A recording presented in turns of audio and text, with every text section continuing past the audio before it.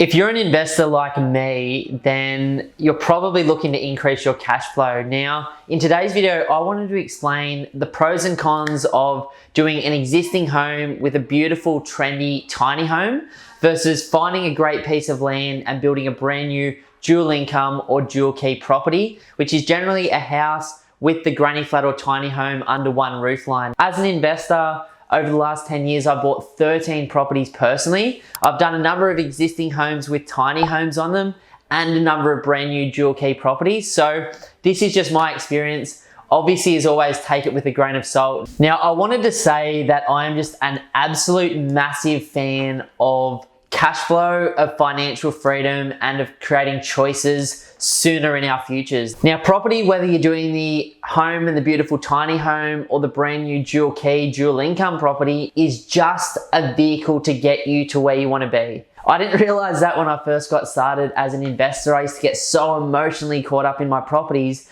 but now I literally invest to get the maximum cash flow, the maximum capital growth, the maximum tax benefits, and I want to time the market well. And by following those fundamentals and following a process and the rules of investing, I'm able to maximize my income. I'm able to create better quality products, and I'm able to sleep a lot easier at night because I've taken away that attachment to what I'm doing, knowing that the reason I'm doing it is to create financial freedom and choices for myself. Like I said, I absolutely love the idea of buying a home, renovating it, and adding a really trendy tiny home. I also love the idea of buying a really cool piece of land close to the city or the beach and building a brand new dual key or dual income property on it. Now, if we think about the tiny home option, some of the positives associated with this is there's choices. There's literally hundreds of different tiny home builders around the world and probably 30 or 40 great tiny home builders around Australia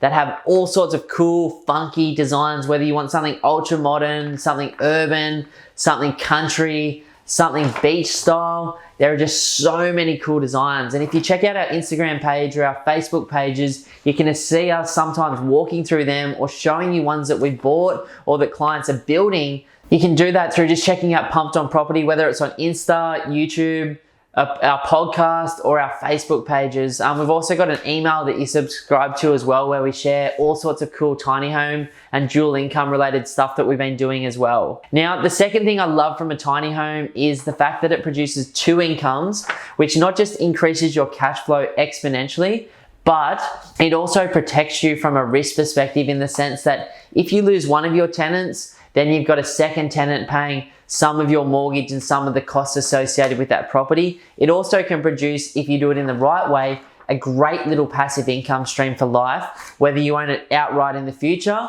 or it's just producing a little income stream today. The other thing I love about these tiny homes is you can design something really unique and really cool. As a business, we've helped a heap of people in Southeast Queensland build these little tiny homes or these granny flats over the last 4 or 5 years, and we've really got the design nailed now. It's just absolutely functional, looks really cool, and rents for a premium because of that. You know, like I said, I love the higher than average rent return. You know, the way that I think about it is if you want $300 a week in rent, then you could go out and buy the normal $330,000 home that rents for $300 a week, which is a huge capital outlay. Or you could do what I'm doing, which is more building that tiny home for between $115,000 and $150,000 depending on the council area and getting the same $300 a week in rent. As a return on investment, that's a far better use of my funds because I don't want that extra debt and that extra leverage in my portfolio. So for me,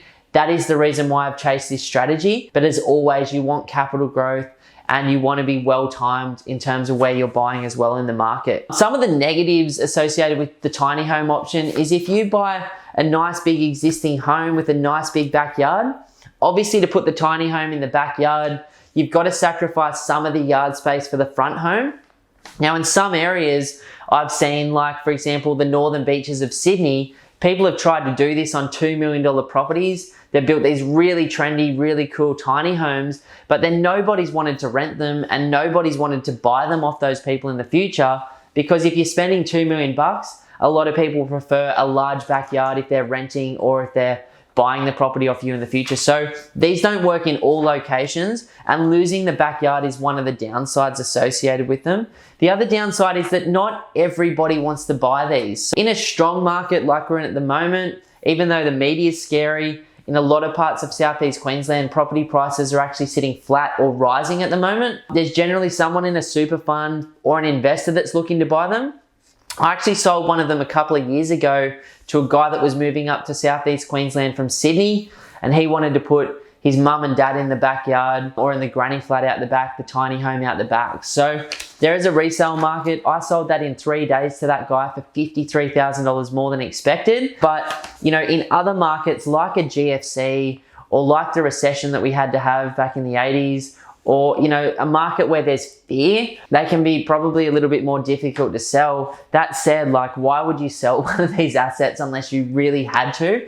Because they're spraying off extra income and such a strong rent return, therefore giving you that passive income for life. Sometimes another negative with the tiny home option, if you're building it on an existing home, is because not too many people have built these and then resold them, because a lot of people hold them for life. The valuations can come in a little bit lower than the cost of the house and the cost of the granny flat. Now, from my experience after looking at Michael Matusic's research in Southeast Queensland, is that these houses plus the tiny homes normally actually sell for more than they're worth to the market, but the valuers still look at them as like a 3-bedroom home and a 2-bedroom tiny home, and they just group it as one big 5-bedroom home, and that's how they value it. Sometimes from looking at 50 or 60 of these in the last few years, I've seen them come in at the cost of the house and the tiny home. Sometimes I've seen them come in slightly above that, but most of the time I've seen them come in a bit lower, which just means you have to put in a little bit more equity or cash as your deposit to get the valuation over the line and stacking up the right way. Obviously, tiny homes are beautiful. There are so many cool videos on YouTube of people walking through really functional, really trendy versions. I'm about to kick off one myself at the moment, which is really exciting. Should be starting that within the next 2 months, and fingers crossed have it completed by Christmas. On this one that I'm doing, it's going to be like a beautiful white Queenslander style beach home, white roof, white windows, beautiful white cladding on the outside, nice big timber deck wrapping around it. Inside, it's going to be like really, really nice tiling, concrete look. It's also going to be a black kitchen with black bench tops. We've made it like raked ceilings, which are the ceilings that go like this. So it's got that feeling that it's much bigger. We're going to put in a really cool functional little yard as well. I've done other ones of these on the Sunshine Coast as well recently. On that one, I put in like a tiny little plunge pool, a really beautiful yard, beautiful big tiled al fresco area outside, a really trendy blue kitchen, like just really, really nice timber floorboards. On that Sunshine Coast one, I'm getting $465 a week because of the way that I did it. There's so many different options around depending on where you want to do it and what you want to do. Obviously, you've always got to check the town plans in the local areas to make sure that whatever you're trying to do works and can be legally rented to an unrelated party. Now, some of the positives of going the brand new option, I've done this 5 times now personally. I'm a really, really big fan of dual income or dual key properties, but not in the crappy greenfield sites in deep west Melbourne or deep west Brisbane or south or really north Brisbane. Definitely not in the western suburbs where there's heaps of greenfield sites in Sydney either. I'm talking about if I can find a really high quality single block or block in a very small subdivision of maybe 4 or 8 close to the city or close to the beach, then I love the idea of dual income property. It's much, much cheaper to build a brand new home in a granny flat or a tiny home at the same time rather than buying an existing home and building the tiny home that way, just in terms of the price of the tiny homes when you compare them both. What I love about brand new is it's brand new, which means higher rent returns, higher tax benefits. Generally, the banks value these a lot stronger as well because there's more examples of these ones being sold. So that's another huge positive. I love the fact, the same as the tiny home, that you can create a completely custom design, something that's really special and beautiful.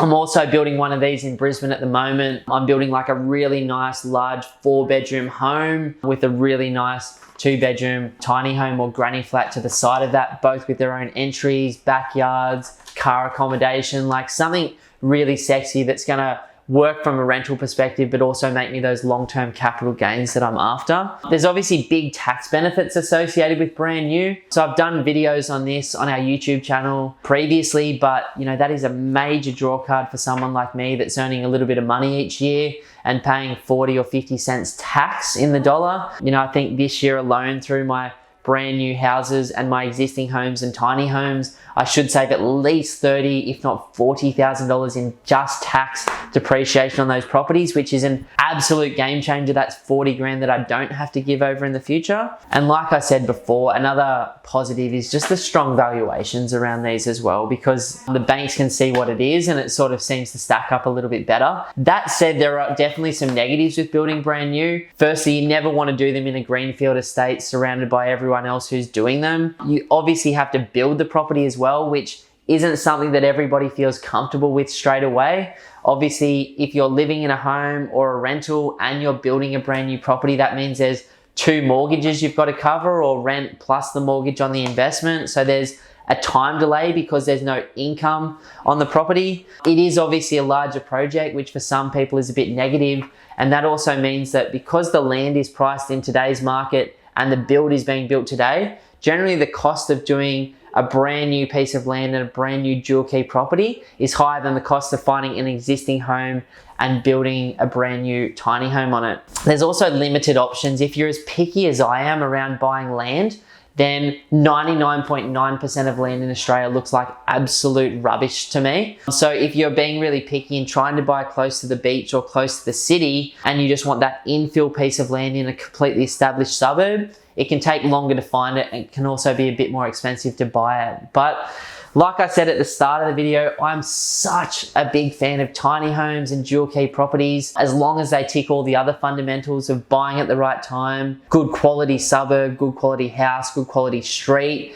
a metro marketplace, long-term potential for capital growth, good tax benefits. You know, like, remember that having a secondary income stream in the middle of nowhere where no one wants it, that's not going to get any growth in the future, is one way to do it. But you know, if you can apply this strategy with the same fundamentals that get you all the other boxes ticked, absolute winner. Now, for those of you who are really interested in this, particularly in Southeast Queensland, where we help people buy the investments and then introduce them to builders who can build a tiny home or a granny flat, or for those of you looking in Southeast Queensland for a great piece of land, we can help you buy that, then introduce you to builders at wholesale rates for both of them that can save you money. Please jump over to the website www.pumkedonproperty.com. Book in a complimentary strategy session with myself, my brother Simon. We can talk about where you are right now, where you would like to be in the future. We can educate you on the market. We can educate you on the tiny home market, the costs associated with that, as well as finding land and building brand new. If you would like to become or talk to us about becoming one of the small number of clients we take on each month, we can definitely do that as well. Or we can just point you in the right direction if you're looking to smash it on your own. But either way, super grateful to bring this education to you today. Now, wherever you're watching this, please subscribe, like, follow us. We produce heaps of cool content like this each week, each month. I'd love to be that person in your life to help educate you and get you on your way to financial freedom through property. And as always, please stay safe in this current market and learn to invest with confidence. Cheers.